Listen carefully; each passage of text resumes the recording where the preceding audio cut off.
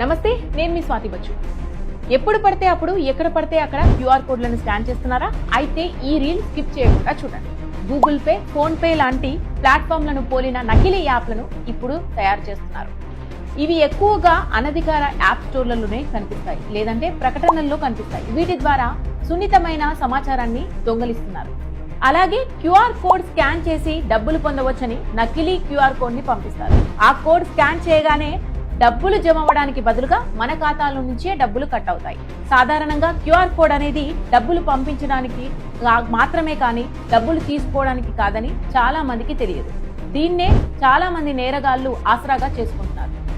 మరి మనం తీసుకోవాల్సిన జాగ్రత్తలు ఏంటంటే, నమ్మకమైన స్టోర్లో మాత్రమే యాప్లని డౌన్లోడ్ చేసుకోవాలి.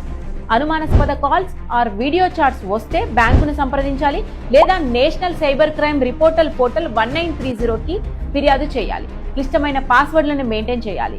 అజ్ఞాత కాల్స్ ని మెచ్ చేయకూడదు, ఓటీపీని షేర్ చేయకూడదు. ఒకవేళ మనం మోసపోందాము అని తెలుసుకుంటే 2 గంటల లోపే మనం ఫిర్యాదు చేయడం వల్ల రికవరీ అవకాశాలు ఎక్కువగా ఉంటాయి.